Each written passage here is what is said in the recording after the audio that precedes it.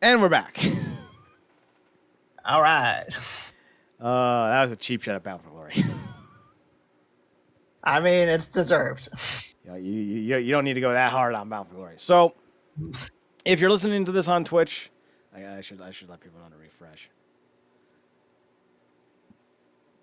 So, if you're listening to us on Twitch, we're back and we're talking about last night's Impact. If you're listening to us on YouTube, you clicked a whole different video, and we're going to try to get through this faster than Victory Road, which took us fucking 40 minutes for some reason. It wasn't that long of a show. It shouldn't have taken us that long to review it. It wasn't. Fucking rants, man. All right, so we start off Impact with a rematch from Victory Road. It's Brian Myers versus Tommy Dreamer. We neglected to mention this segment on Victory Road. Dreamer wanted to shake Brian Myers' hand after the win because Brian Myers won clean, and he's like, yeah, good job, kid. And Brian's like, I'm not shaking your hand, old man. We're going to fight again. And Dreamer's like, all right. Fuck it. I don't know. I get paid either way, kid. Dreamer ends up winning this time via disqualification after Myers goes full ham hock with a kendo stick. Oh, it's 1994 ECW vibes all over again. Wasn't a fan then, wasn't a fan now. I don't know what they're trying to do with Myers and the kendo stick. Are they trying to make him seem like a badass? I guess. That ain't gonna work.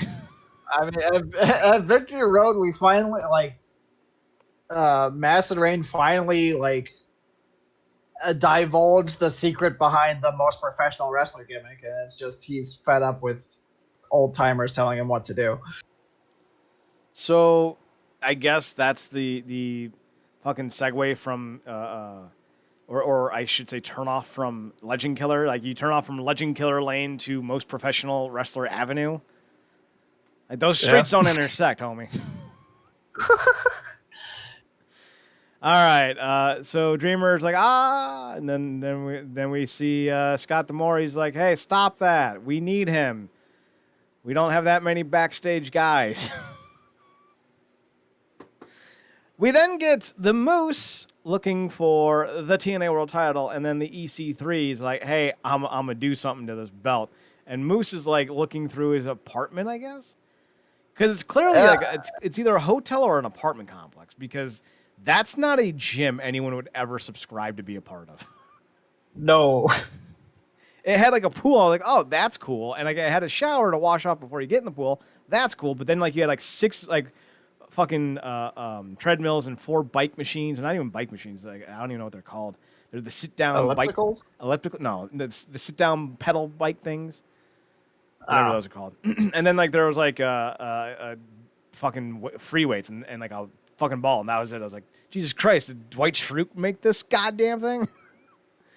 Where's the stone bucket squat rack? So he's looking for it frantically, and it's just a waste of a segment. You literally could have just said Josh, had Josh say, Moose is looking for his title frantically, and we're on to the next segment, because it did nothing. It did nothing but show us where Moose lives, apparently.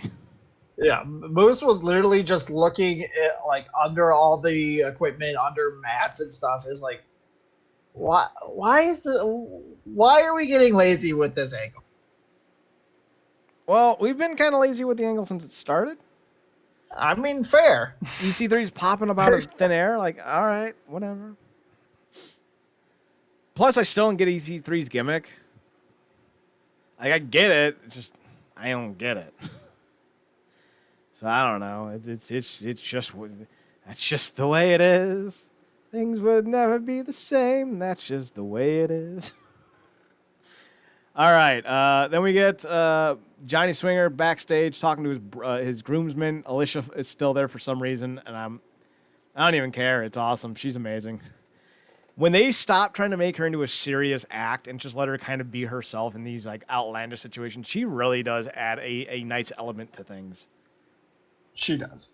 Like with the whole Eddie and Sami Callihan feud, I wasn't really like, she was doing the best she could, and I know that, but she's really kind of in her element because she's so out of her element, and it works.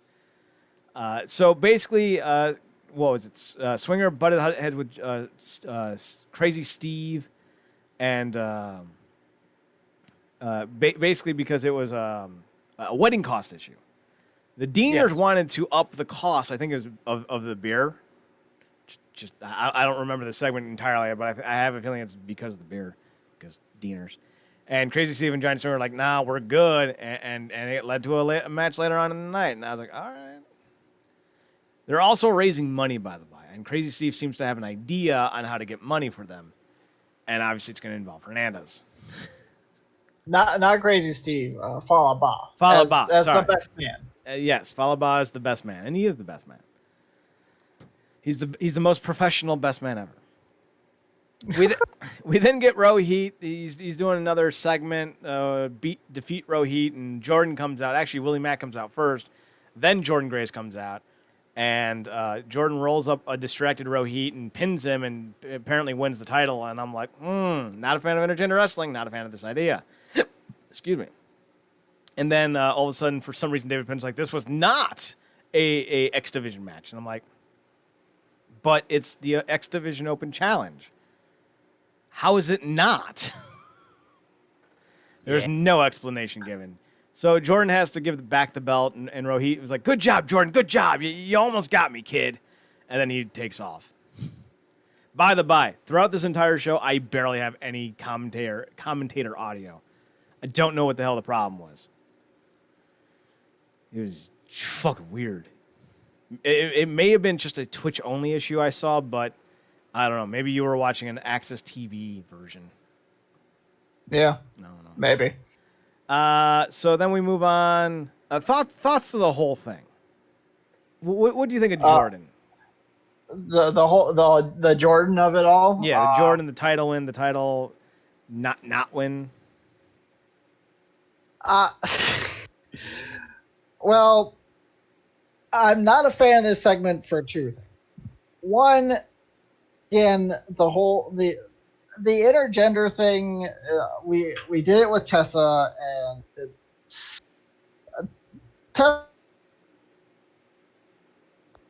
different reasons, but the whole intergender thing, I really don't think that it's anything the majority of people wants. It does nothing for me. It doesn't anger me so much.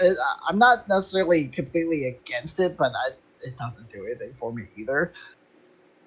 But seeing her, having Jordan come out and basically win the X Division title in a roll up, it was like, okay, well, that's pretty fucking stupid. And then when they did the reversal of, this was never an X Division title match. First of all, how does the ref not know that to begin with? And second, it's like, why? I hated it because it's like, if you're gonna fucking do it, then just fucking do it. Don't fucking pussyfoot around this shit. Either do it or don't do it. Just pick a fucking side and stick with it. So I kind of love that your biggest issue with this is that they were non-committal. Yes, that is my biggest issue with this. Like, if you're gonna do it, then fucking do it. I don't care. I flat out don't like intergender wrestling. I think kind of like with the Rosemary and Undertaker stuff that we talked about during the Victory Road stuff, I feel like it takes you too far out of the realm of believability in a lot of cases. Now, in the specific case of Jordan versus Rohit, not so much. Because Jordan's probably got a good 60 pounds on Rohit, maybe 40 pounds. She's got to be pushing 200 pounds of just solid muscle. And Rohit's maybe $160. So, like, in that sense, yeah, I could see that. But in most cases, I can't. And I feel like oftentimes when you try to do intergender wrestling, it doesn't work. And it ends up turning off too many people. And considering you're trying to turn, bad choice of words, but got to go with the flip of the switch. Considering you're trying to turn on as many people to your product as possible, stop doing things that are controversial. You don't have the fan base or the beloved company-wide support of certain individuals to be able to be controversial in your decision-making. Like, if you're the size of, like, the NFL, you can be a little controversial. You're big. You got enough diehards. Impact doesn't. And it should also be kind of reiterated that Impact is also the crown jewel of Access TV, and Access TV can't afford not to have them doing well in the ratings. Now, they're never going to be 2 million pops, like we know that. Access TV is never going to have that type of audience. But I think the idea is to try to get as much content from Impact on Access as possible and cater to as many fans. And to be honest, I'm thinking about getting Sling TV for $30 a month because it comes with Access TV. Oh. So there's a lot of people who might look at that as an option. And honestly, Impact should really consider doing that. But when you think about things like Intergender Wrestling and you think about like the dead gimmicks of like Rosemary and The Undertaker and like the outlandish stuff like watching Marco Stunt take down a 7-foot tall Lance Archer and thinking that's at all believable, that's where you lose a lot of fans. And fans don't want to see that shit. And considering pro wrestling and MMA came up, in boom periods next to each other, MMA used to borrow a lot from pro wrestling because pro wrestling was the bigger thing. And MMA wanted to get bigger, so they started to take things from MMA or from pro wrestling that worked for them and brought it into their own element. Now pro wrestling is the smaller of the two and needs to look at what works for MMA and start borrowing from them. And until that happens, pro wrestling is still going to be stuck in this, mid-90s cavalcade of chaos, carny bullshit that we're stuck in. Because outside of Ring of Honor and maybe Josh Barnett's Bloodsport, and New Japan, there's not a lot of companies that are giving fans pure wrestling. And we see how those three companies generate buzz, and I feel like that's where wrestling needs to go. So we'll see what happens. Demora gives big ol' Rohit. I like that his name's still Hakeem Zayn on Twitter, though. Branding, my dude, branding. He tells Rohit that because he likes to be a finesser of sorts, he's going to face off with TJP, Trey Miguel, Willie Mack, Chris Bay, and Jordan Grace at Bound for Glory. It's not going to be an Ultimate X match, which every fan wanted to see. It's going to be a scramble match. Yeah. I was literally about to. I was doing the fake wave of the hands, like well. Ooh. So I'm glad that you cut that one off at the knees, but I'm glad you did it because I agree with you. So we then get a segment backstage. Fall Ball challenges Hernandez to an arm wrestling contest to make money. He spills his drink on Hernandez, and it's all part of the plan. Apparently, I didn't watch this segment, so I don't really know what happened. I didn't pick up on that part so much, but okay. Right, so I guess that's the thing. Triple XL defeated the Rascals. No, I'm sorry, the Rascals defeated Triple XL after they basically tried to kill the Rascals. Basically, yeah. But the Rascals still hit the hot fire flame on Larry D to get the win. If this is going to be a feud, I'm interested to see where it goes because these are guys from the same area. They're both from the Dayton area, or all of them are from the Dayton area. So like they've run in the same circles, and they're both, I think, Sami Callihan kind of contingent guys. So there's a lot of chemistry between these four, I would imagine. So I do want to see where we get with these two going on in the future, but I'm still not exactly sold on them in the interim. I have hope, but I don't have a lot of faith. Faith is unwavering. Hope is not. All right. Any thoughts on that one, Zachy? Yeah, I mean, it was a decent match. I like the image that Impact used for the thumbnail of their video for this one, where Larry D and AC are basically trying to draw and quarter Dez. I like that you used the proper term. Respect. So it's kind of like one of those medieval torture racks. Mm-hmm. Yep. It was like I think it was the wheel. Correct. I think maybe. Yeah. It could be. But yeah, decent match. It was a rematch from Victory Road, but it also it told a different story, which was AC and Larry trying to take advantage of Dez, who had taken the majority of the beating from the match at Victory Road. So I dug that. We then get Fallah Boss stealing money from Hernandez to pay for Johnny Bravo's wedding. That'll go well. Uh-huh. Dr. Woody ensures Jimmy Jacobs that Swan will be ready for Bound for Glory. And then Eric Young, dressed as, I guess, an orderly, I think, popped in and just went fucking whole ham hock on Swan's knee or ankle or whatever. I don't give a fuck about this feud. We're moving on. It was implied. It was implied that Eric Young hit his ankle with a kettlebell. It's like, If you hit someone's ankle with a kettlebell, that ankle will be off his leg. That's just like 5, 10, 15, 25 pounds of like condensed weight with center mass. Like it'd be less painful to get hit by a fucking barbell or dumbbell than it would to get hit by a goddamn kettlebell. Are you kidding me? Fuck. I hate this feud. It's going to be the worst Bound for Glory main event of all time. And yes, I'm counting anyone that included Johnny Impact. Fuck that. The Good Brothers interrupted the Machine Guns to tell them that they're going to win the titles and that they got a problem. And the Machine Guns are like, why do you got a problem? And Carl Anderson's like, I don't know, because we're going to win the belts. And I'm just like, all right, whatever. Hate this feud too. We then get a feud I actually have some interest in. Rosemary and Taya took on Tasha Steelz and Kiera Hogan. We mentioned this before. There was a lot of yelling at one another until Rosemary screamed at them, shut up or I'll send you to the Undead Realm. And then Taya just screamed like, ha, you're in trouble. I thought that was adorable. And apparently you couldn't really hear that with the commentary. Again, the Twitch stream didn't have any commentary for whatever reason. So it was funny. I liked it. It was good stuff. The match itself is solid. Like Tasha Steelz and Kiera Hogan are developing their chemistry. Rosemary and Taya are probably still the two best workers in their own rights. Like Rosemary's the best character worker. Taya is probably the best in-ring worker they have, I would say.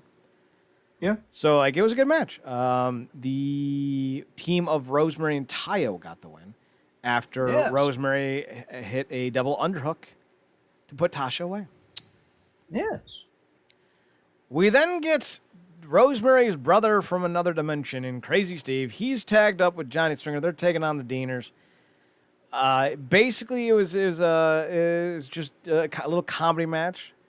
Johnny Swinger starts yelling at Crazy Steve for not being serious. Crazy Steve tries to feed or force feed his monkey some beer.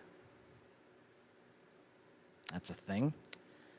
Swinger tries to use the monkey as a weapon. That's not cool. The monkey gets taken away from Swinger. To a monkey. No, you leave the fucking monkey alone.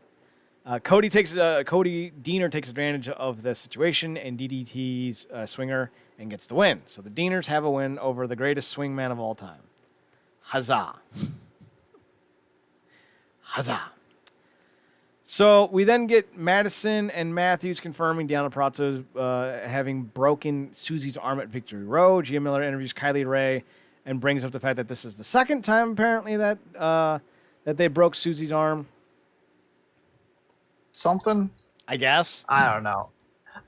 They also said earlier in the night, I just remember this, like that Tommy Dreamer and Brian Myers, this was their third match? I guess. I don't know. They both kept saying that this was like the third match or the rubber match or whatever the fuck. It's like, I have no idea what the fuck you're talking about. Well, maybe they wrestled during the House of Hardcore stuff. I'll have to double check. I don't remember them wrestling on Impact though. Yeah. We then get a far too long segment for what this was. Heath Slater talked to Scott D'Amore about a contract. It went about 6 minutes of them going back and forth, and basically D'Amore just started calling Heath a jobber at some point. I'm kind of like, why? What? Okay. And then afterwards, Heath left despondent because he didn't get a contract because he tried to play hardball. He starts yelling at Rhino because Rhino's like, hey, come over to Impact. The grass is greener. And Heath Slater said something to the effect like, when I showed up and fought Drew, they gave me a contract sight unseen. But now, I came here because you said the grass is greener, and now I don't have a contract. And like, what the hell, Rhino? Like, you screwed me. So it seems like they're building up to a match at Bound for Glory between Rhino and Slater. So we'll see if that ends up happening. It was what it was. A lot of these feuds for Bound for Glory are not hitting like the ones for Slammiversary. No. And that's kind of disappointing. We then get maybe the feud I'm most excited about, and that's not saying much. EC3 throws the TNA World Championship into a body of water, circa both Stone Cold, The Rock, and Kurt Angle at various points. And then so the title's gone, and EC3 dares Moose to free himself. Again, I don't know where this gimmick is going with EC3, and I'm not entirely sure it's clicking with people, and I'm confuzzled. Zachary, I'm confuzzled. I'm confuzzled as well because he went from control your narrative to free Moose. So I don't know what I have no idea what they're trying. They're doing so many different things, and then like there was supposed to be this big funeral for the TNA World Title, and he just like dropped it off the bridge completely off screen, and that was it. What was the point of all this? I don't understand. It was not good. No. Shamrock starts feeling remorse for his attack on Eddie last week. For some reason, I don't know. Callahan's like, no, this is what you need to do. You need to become the old Ken Shamrock. And Shamrock's like, you're right. I'm sorry I felt remorse. And then Sammy's like, beat up that random grip guy. And Shamrock's like, sounds like a good plan, Sammy. All right. And I'm sitting here going, listen, I'm all for Eddie Shamrock, but the path in which we're going there is not good. No. I really don't know what the fuck this company is doing right now. Main event saw the Machine Guns take on Ace Austin and Madman Fulton. The Machine Guns get the win. Yeah. And yeah, it was a good match, but it wasn't anything to write home about. This was a very weak episode of Impact. Uh-huh. Thackeray, any thoughts on this week's show? No, I honestly can't disagree. There was not much going on here. I mean,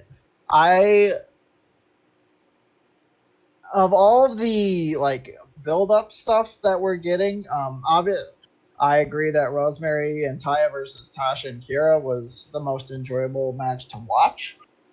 Just because you have four great character wrestlers in the ring at the same time, and Rosemary and Taya are really, as a tag team, are really coming into their own, and they're working well off of each other, so that's great. I do kind of like where the Dreamer Brian Myers thing is going. I thought their match on Impact was pretty good as well, even in the light of their match on Victory Road, but everything else was very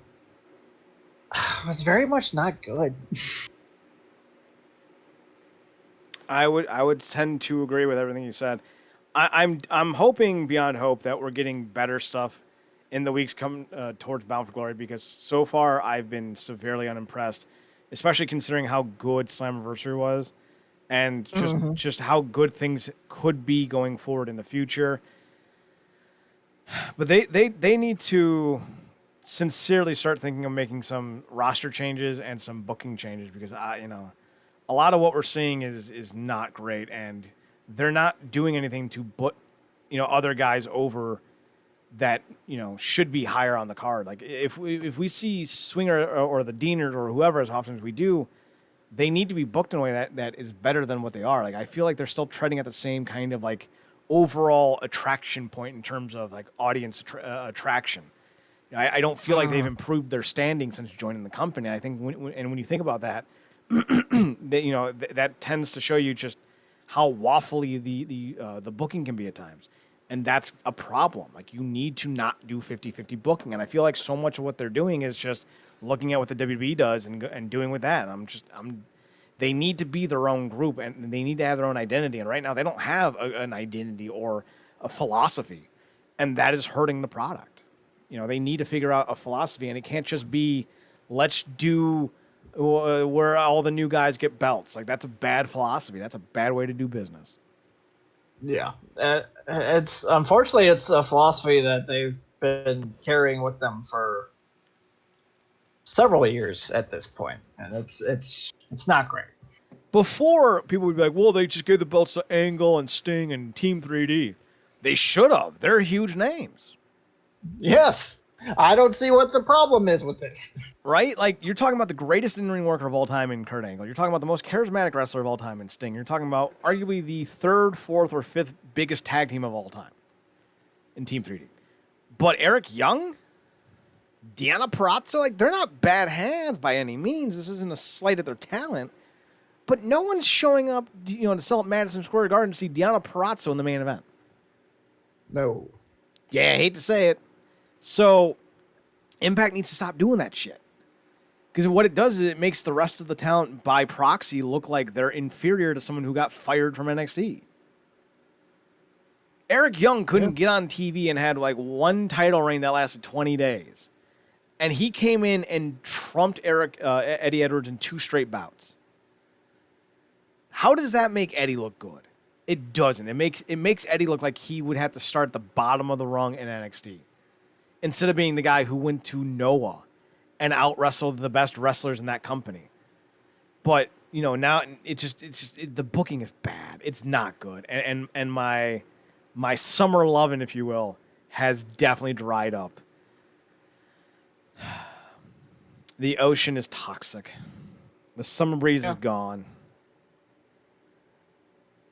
The misery is back. And that'll be the show. We'll see you guys next Wednesday for another edition of Making an Impact. For Zachary Todd, P.P. Duncan, I'm Chad Bordeaux. Thanks for tuning in. Thanks for checking us out. Thanks for giving us a chance. Zach, you can be found over at the DeviantArt and on Instagram at the same handle at Radiance2020, RADIANCE 2020. I'm on Twitter. So, yes. What?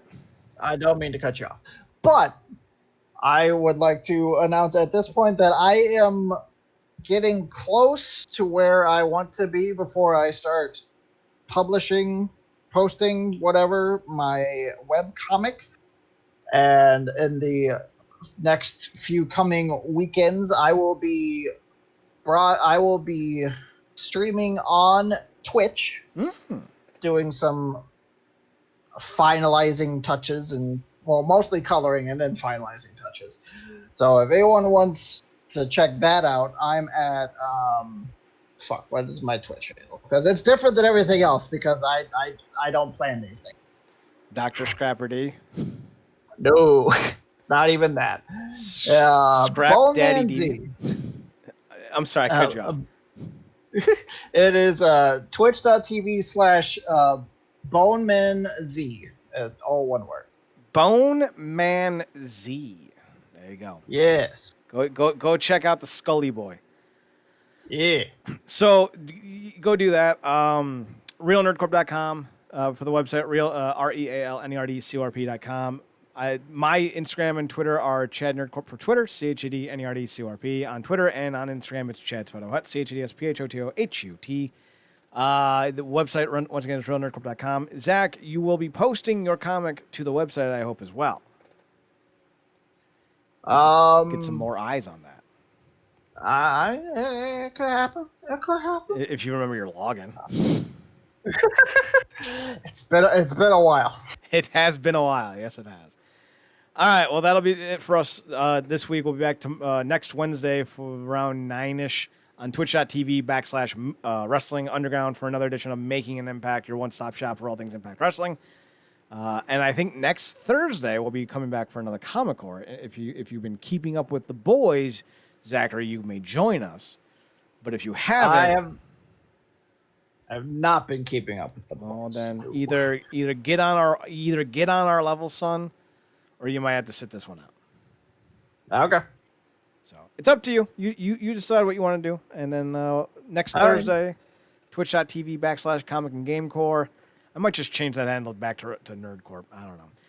But next Thursday we'll be there to talk about things that we did while watching the boys. Things we'll talk about the boys and things they did. There we go. All right. There you go. That makes more sense. All right. So for Zach, I'm Chad. Thanks for tuning in. Thanks for checking us out. Thanks for giving us a chance. And as always, watch more wrestling. Zach, take us home. Good night, bound for glory.